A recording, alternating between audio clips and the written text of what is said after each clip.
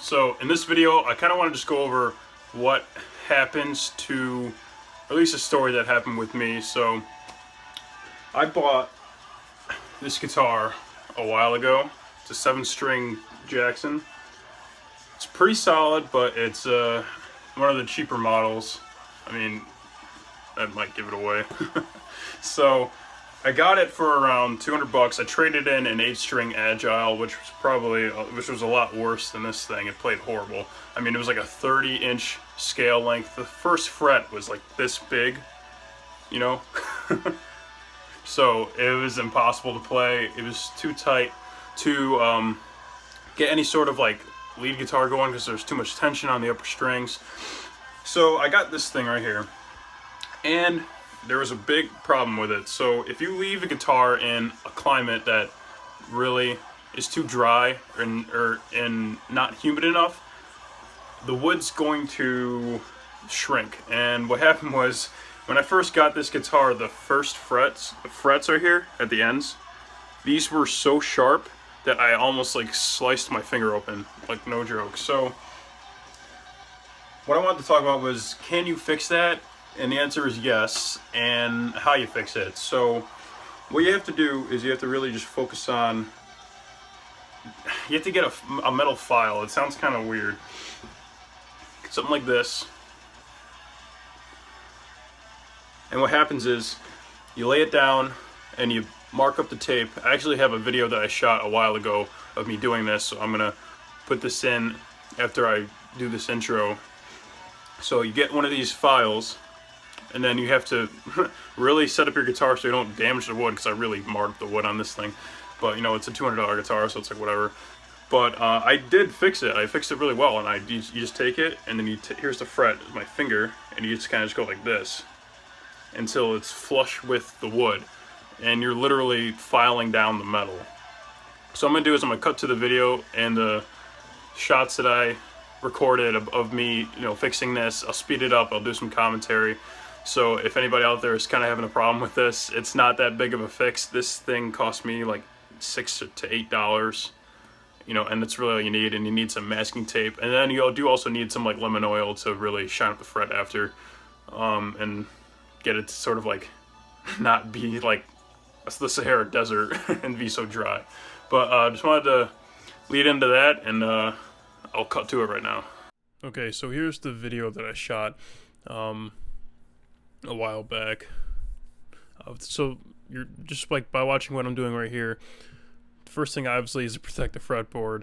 I mean, you don't want to scrape up the front of it because that would be obviously really bad. So what you do is you use masking tape to cover the face of the fretboard, and then it has to overlap over the sides, and you have to get that really close to the metal fret itself so that you can avoid scraping up the wood.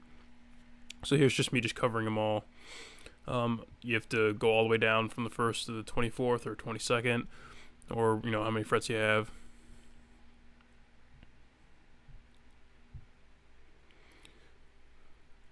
Now here's where I come in with the file. So you can't see it really well in this shot, but I transition into another video where you can see the angles I'm using, and I'll explain it better there. But you want to hit this thing from 3 different angles. So you hit it from the right angle, and you hit it from the left angle, and from the top. So what that does is that it files down every single angle of the frets, because if you only hit the front of the fret and you get that flush to the wood but not the sides of the fret, it doesn't really solve the problem. I mean, it's still going to be sharp on the sides, and you can still pretty much like high risk of cutting yourself. So here's the other angle I use. You see how I'm approaching it from the side angle and then grabbing it and scraping it back or forward, and then that's where I polish up the front side, but I'm also making sure to hit every single angle. And then you have to remove the fret, move the tape, and then you repeat the process for each one. Now, another tip you can use is, when you're doing this, you'll be able to hear the sound of the frets becoming flush. So what does that mean? So you can hear kind of like a more of a grinding metal sound when you're using the file against the fret, and then as soon as you get to the wood, it starts to kind of quiet down.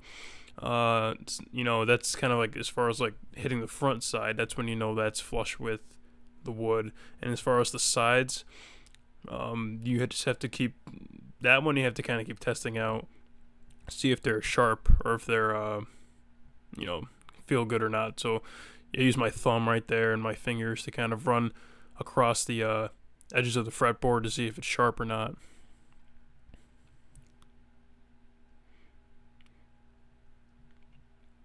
It's a little tedious, but you know, and you might, you know, scratch. I would recommend starting on a guitar you don't really care about, or you know, if it comes to a guitar that you don't care about, that's probably ideal. I mean, again, this thing was only like $20 after a $180 trade-in, so wasn't that much invested into it, but this is how you do it, and it did work. It did work really well when I finished it. My fingers haven't been cut since, and the fretboard feels great. But I did really kind of cut it up, and I'll show in the video. Actually, it's kind of funny. You can see how bad I put a crater into the side of this thing.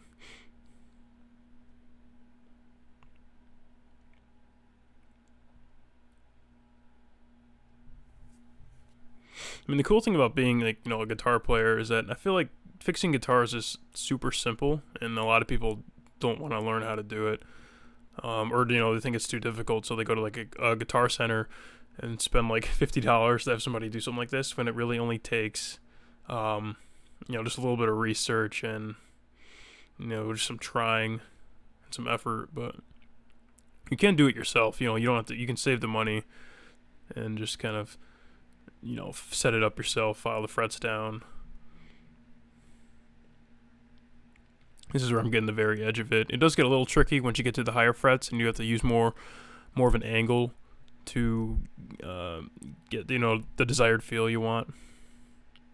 And just checking the sides to make sure it's nice and smooth.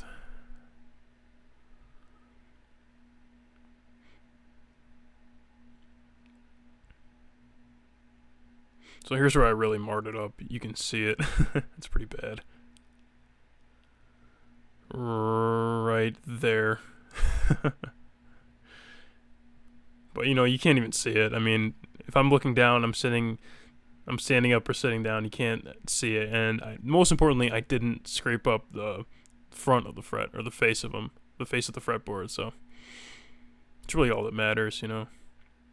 And in this one, I'm making sure to apply the lemon oil, and then and really rubbing that in, because again, like, if you leave any sort of wood out in a dry environment, it's going to shrink. And when I picked this thing up, the wood literally felt like dry as a rock. I felt like I was moving my hands across literally a rock. So the lemon oil really helped, and I only had to do it once. I haven't had to do it again.